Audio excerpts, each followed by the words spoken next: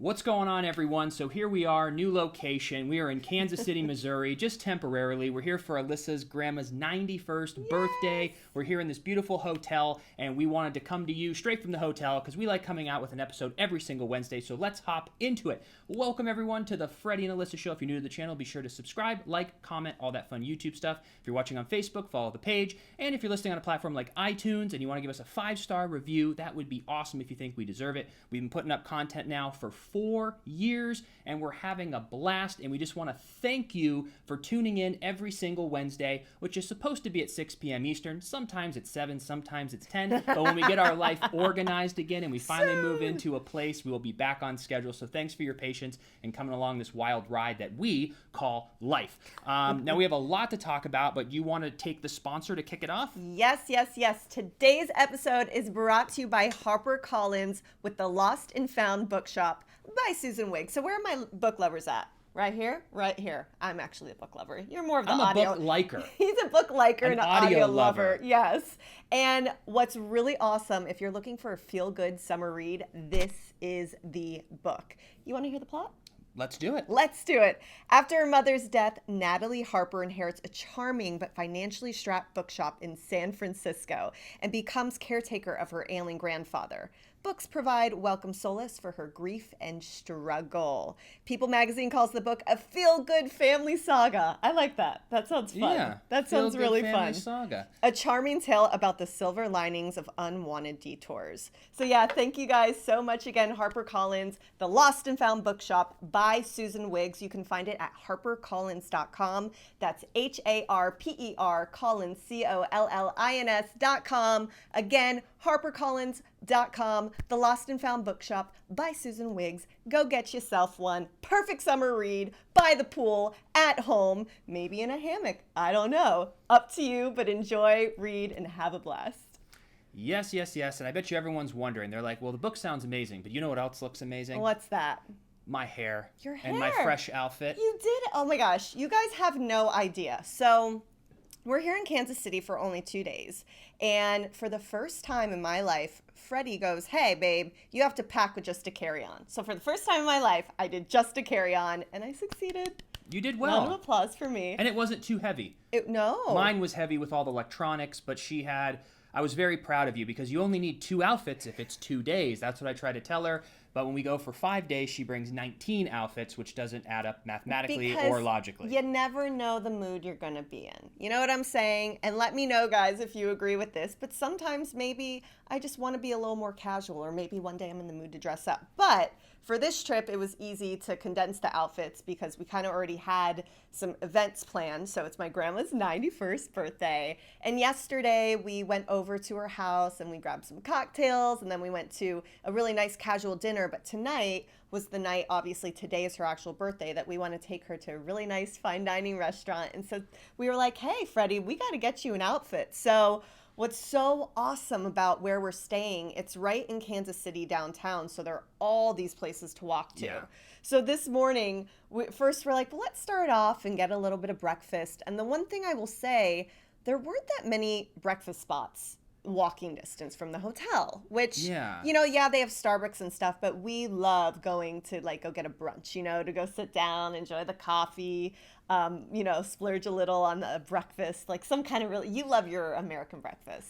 I do. That's the only disappointing thing about the trip so far is I went to bed on Monday evening and I was like, I'm going to get to the airport early because we've traveled so much. We kind of have figured out the rhythm to deal with the anxiety or the fast-paced sense of traveling. So we know about parking and even if it's a new airport, we just kind of have done it enough that we get the vibe. So the most important thing, and this is a nice tip for anyone who's going to travel, is you want to get there early and you want to get through security, get your shoes back on, find your gate, know where the gate's at, and then go to a local coffee shop or bar or restaurant so you can unwind. Yeah. You might think, oh, I want to sleep in an extra 30 or I want to, I can just grab some pretzels. There's something about taking control of your life again and having that 30 to 45 minutes at a bar to grab a drink or to grab a coffee and breakfast. And that really breaks up the day because we were even talking about this yesterday. when you travel, the moment you leave your house, especially if you're in an Uber, you have lost your independence and your freedom because you're relying on the Uber. You're in an airport, then you're on an airplane, then you're taxiing, then you're in an Uber, and then you finally get to the hotel where you have your independence again. So we like to position ourselves to always go in, grab that breakfast, and I was looking forward to an all-American breakfast so bad. I get to the airport, and I get through security. It was a pretty long line, and I get to the gate. I'm doing my ritual, and then there was no breakfast place open. No. So I had to do Starbucks, which was not, what I was Still looking good, for. though. But so I had no breakfast, and that really bummed me out. And then this morning, we wanted to go to breakfast, and we wanted to find a little, brunch or something. But everything either shuts down at like 9 for breakfast, maybe 10, or there is no breakfast. Well, and so what happened is we found this one place that was a 15-minute walk from where we're staying. And so we start walking, and it's very uphill, and it's very sunny out. So we start sweating. We're breaking up a sweat. We're like, hey, at least we're getting a little bit of like fasted cardio in. And we start walking, and we're in a residential area. And we're like, well, where's the restaurant going to be? Like, it just seemed like a very odd place. And it turns out this restaurant was in a U.S. Bank building. And we go, let's just keep walking, So we turned back around and got back down to the shops, and we ended up finding this really cute little, what kind of food was that? It wasn't like breakfast. A Tuscany kind of. Tuscan grill, that's what it said. And so we get there, it's about 10:52, and they're like, yeah, we open at 11. We don't do breakfast during the week, but we have a bunch of other food. So we start looking, we're like, hey, if we can get coffee, if we can get some berries and maybe a light little salad, that'll be light enough for a breakfast mood. Because I just couldn't have like chicken parmesan at 11 in the morning. I was like, I just can't do that. So we ended up eating, it all worked out. And then they had all these shops. So we went into, what was it, H&M?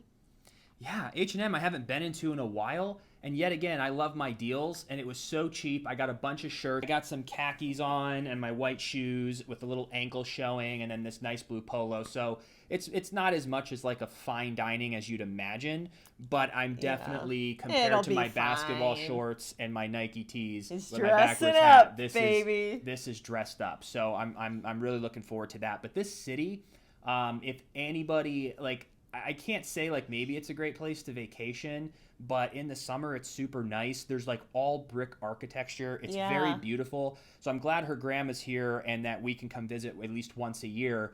And maybe there's something more we could do to explore Kansas City, Missouri. But if you're from Kansas City or you've been to Kansas City before, it's a really, really cool place.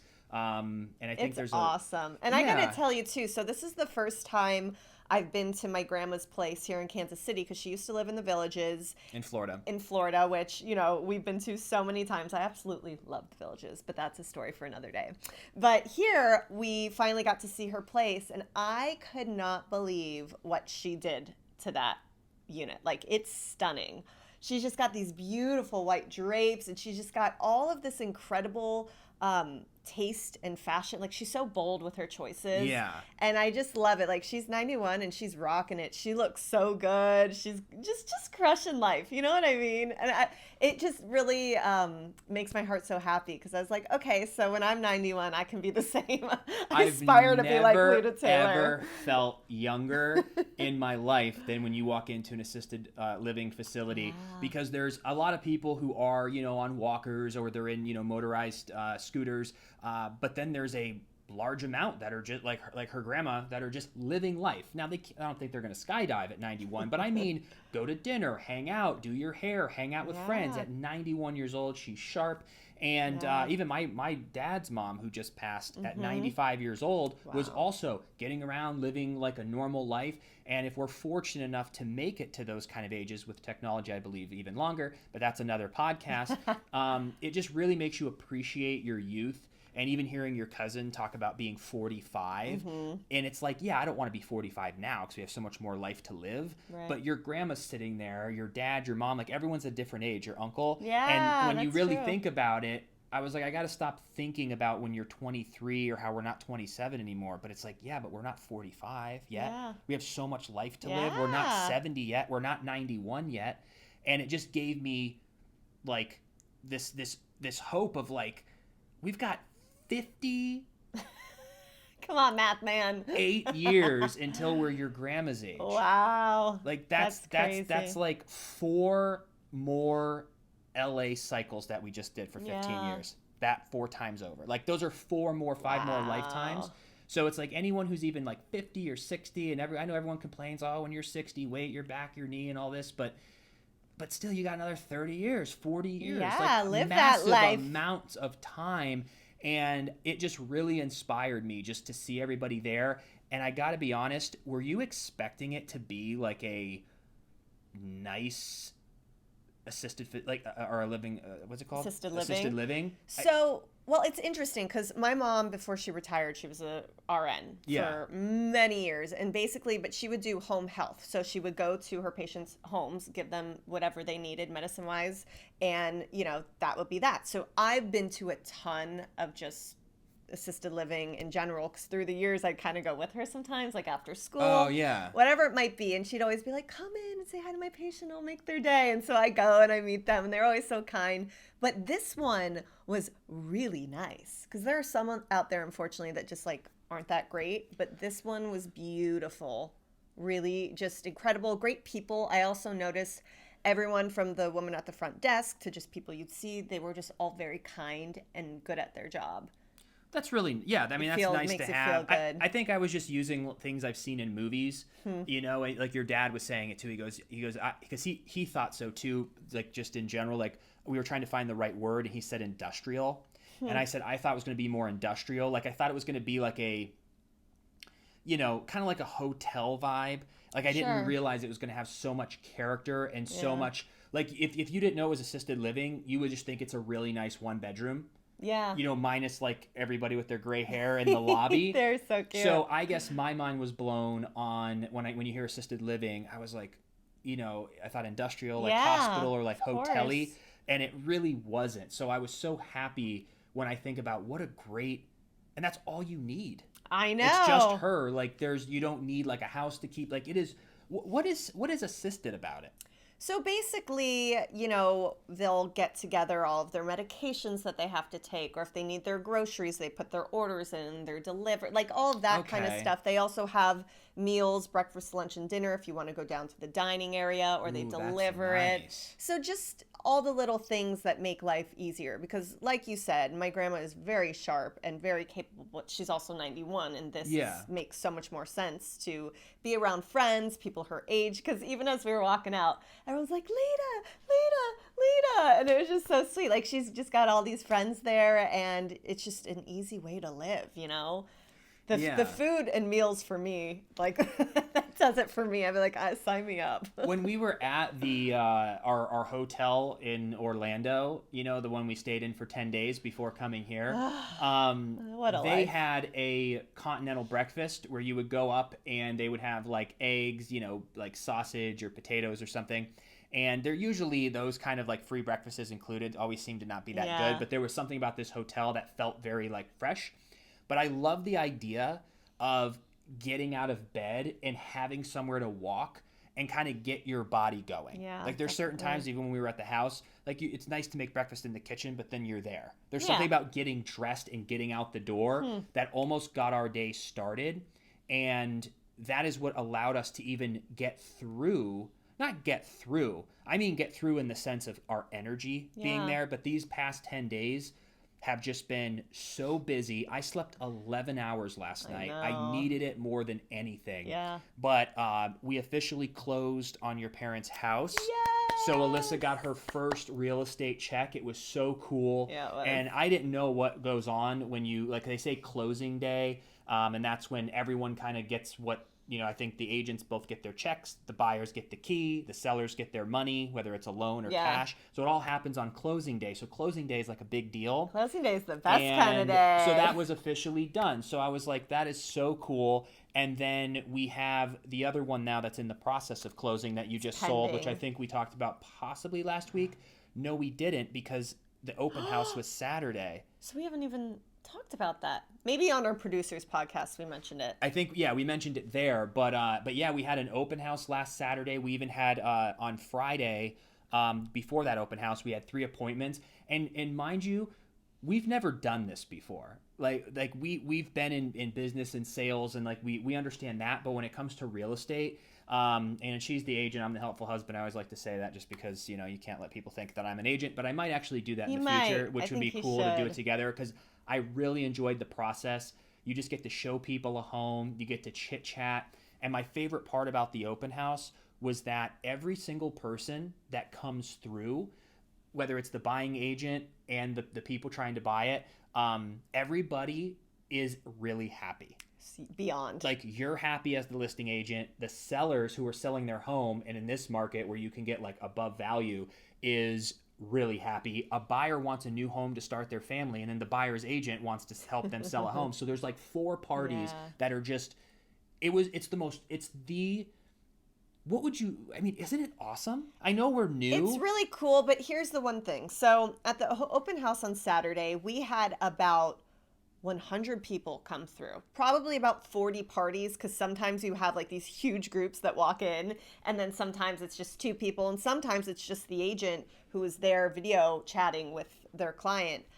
So it was really quite crazy in that sense. But the hardest part for me of this entire experience is they got quite a few offers on this property. And, it's not really a rule per se that you have to get back to the people who made offers, but just in my heart and conscience, I had to, because a lot of people are just pulling to get this house, because in this market, people will put in like 10 different offers on different properties and get none. And so this is like their 11th offer, and they're pleading with me and sharing their story and just really going for it. You know what I mean? I even had one agent call me, and that lender called me as well, and they were just going pitching. And so, of course, me, I've got such a big heart. I'm such an empath. Like I just love people so much, and so I can feel people's energies and their struggles and what they're going through. And so for me, getting back to everyone and letting them know I'm so sorry, they went in another direction, that was probably difficult, because I know people had all this hope coming in, and you see them when they're in the house and they're looking around and they're so excited. And even FaceTiming, there was this one gentleman who was FaceTiming his wife, and she had to live in another state because she was working there. She was literally in her scrubs at the hospital, and he's touring, and I could just hear the happiness. Oh, that's perfect. It's perfect. And then, some of them can't get it. So the good news, and I really won't give too many details, is it went to an awesome family thus far. So yeah, we're officially under contract. Now we just have to do the inspection on Friday. There's a lot that goes through with it, but we're set to close on July 19th. So fingers crossed for a smooth transition. And then my parents on Monday, they officially closed. So 9 a.m. we went into the final walkthrough. Then we went to the title company, and that's where you sign all of the paperwork. And like he mentioned, that's where the agents will receive their checks, which was really awesome and so cool and so fun. My very first one. But it's just been so thrilling, the entire experience thus far. I love helping people, whether they're selling their property or they're looking for one, because I've been on both ends now, which is awesome.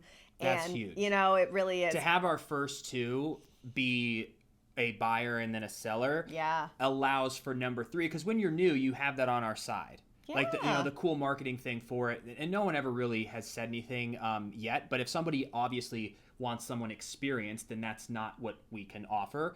But with being new, we have all of the. I know. We know we can always research, and we did just fine. Oh, like even the sellers were telling us, they were just like, you guys need to do this together. Like if you thought about getting your license, like you guys would be incredible at this. And that was just a huge compliment, because it was our second deal. And we were just very adamant about learning everything. Like you talk to your coach every day. We were going through it. Like we wanted to make sure that our clients were getting the best service possible. And you just got to learn it. Like we know a lot about real estate. It's just like the fundamentals of it. Of course. But we've spent, the past decade, being in the entertainment business, it's a people business. You have to go and woo the casting director. You have to make friends. You have to be outgoing, and people just want to know that you're there to have fun with them and to be informational and to know everything that you need to know. And then on top of that, we have a really big background in sales and marketing as well. So I just feel like all of our experience has like perfectly led up to this, because this was such a fun incredible experience. Like, I didn't feel it was like hard per se. Yeah, there are a lot of contracts, a lot of stuff you have to do, but I'm very meticulous and type A, and I'm very organized, and that part of it, I'm like, this is great. Well, the challenge of real estate is acquiring clients. 100%. The actual, like, showing someone a house that they might want to buy, or taking pictures, doing a walkthrough and helping people stage it and make it look amazing is just fun work. It takes a lot of work. I mean, it was like a packed 4 or 5 days of just nonstop work, but it's like, it's fun. Yeah. The actual challenging part is acquiring clients. Yep. So that's going to be basically the mission, because you can know everything about real estate. You can do it for 15 years, know everything in the neighborhood, but if you don't have that additional skill to acquire a buyer or seller, then you're just an agent with no client with all this knowledge. So we've recognized that early, and I'm just so blessed that we were able to do these two right out of the gate. And you know why I think we're very happy with it is that real estate was something we always thought we were going to do, but we didn't have expectations. Sure. Most of the things we do, we have high expectations, and we aim so high that even if we make it halfway, and then we feel a little like because we aim so high. Of course. With real estate, we're like, let's just do this and see how it is. So I think our expectations were just like in the middle, and we exceeded our own expectations. So we felt really excited, rather than like, you know what we're going to do? We're going to start real estate, and then we're going to sell 15 homes in the first month. And then we do 2, and we're like, well, this month didn't go well, because we always set that bar. So I kind of like that it came to us in this way. And I'm all in. I'm so sold. It's so fun. It's so much fun. So we got to get you your license. You got to study up, and we can do that. I think by fall would be a good. Yeah, this summer I'll have some time to do it. Like just a little bit every day, and because we don't have to cram like you did. Because we had a deadline because of her parents moving. But for me, she's already the agent, so it's not really going to take away from the business. So I think I'm just going to slowly do it. Yeah. And in the next few months, get it going. Or we can just stick to you doing it. And we're still a real estate team. I'm just like marketing and production, and you're the agent. So it kind of all goes hand in hand. He's my helpful husband. He really was so helpful. And, just in any kind of industry, especially being like at an open house alone, you want the muscles there with you. You know what I mean? The muscles. The muscles. So we'll see. This shirt gives me a little I know, muscle it's cute. Look at that muscle, baby. Yeah. Woo-hoo. So yeah, it'll be interesting, I think, to be on the other end of it, because I do have one other client that's going to be looking to buy in July. So, going from my parents, I really think we were quite lucky that they got their first their first offer, it was accepted, and there were 9 other offers on that property. So that was just kind of like, hey, first one we're showing you, hey, first offer. Like, it really went so smoothly. And then obviously being a seller's agent, it's just a different experience, because everyone wants what you have, your property. Yeah. So we'll see how it goes in July. I mean, I'm so confident that we'll find an incredible property for this client, but it'll be really cool to get back out there and continue seeing what you can find. And just, I feel also too, the last thing I'll say on this, there definitely is in this market a strategy, if you were a buyer's agent, of, I think, going under, okay, so say the top of your budget is $350. Instead of finding a $349 home and then going there and putting down 20% and then, having that conventional loan, you're never going to get that, because people are going to outbid you immediately. If the top of your budget's $350, I would go look at like a $310. I put down as much of a down payment as you can, and try to get it for $335 or something. Or even $350. That's what's kind of crazy, depending on the market right now. But yeah, we're just learning it. And I know a lot of people are buying right now. Yeah. It's just crazy. I was like, all of a sudden people are buying homes. And then on this note, while we wrap up, I know. And we have to continue getting ready here, and we're gonna go meet and have a couple drinks before the big dinner tonight. But we wanted to pop in and say what's up. We found the perfect place to move in. Yep. We submitted our application. I see you have a missed call. Is that by chance from a Florida number? No, it's my dad. We're still waiting for them to call back, but they said it'll take 48 hours to see if we're approved. And it just so happened, which really was awesome too, is that we were able to include your real estate check in the application. So I was like, oh, this is great. So we filed everything, and And so I know they're going to say yes. The only thing we're basically waiting on is that we looked at it last Thursday and the price was $200 cheaper. And then 2 days later, it went up $200. But she called and said, hey, can you honor that price? And they said yes. So they did say yes. She goes, just get your application in. So we did that 2 days ago. The application's in, but we haven't heard anything about the application or the guaranteed $200 lower price. Yeah, they're hard to get a hold of for some reason. Well, they're so busy. That's very true. It's a new building. Very true. Well, there's like 6 buildings like this. Like, there's like 6 different buildings in the same complex, basically. Yep. And they just built a new building, their final building, I think. Yep. And so it's wide open. So they're offering like all these deals and they're just trying to fill it up. So I think they're just swamped. But it's great. It's on the top floor. We got a balcony. Yeah. And there's one left that faced where the sun shines in the most. I'm so crazy. And but listen, here's the deal. I thrive off of sunlight and sunshine, and that's, we've lived in places that don't have that. Like our last place in LA. Our last place was so dark. Benji had no sun, and once we moved to Florida and he was able to lay outside and be in the sun, I can never take that away from him, because obviously this is an apartment, not a house, which is totally fine. But I just need the sunshine on at least the patio so he has his moment and his sunlight.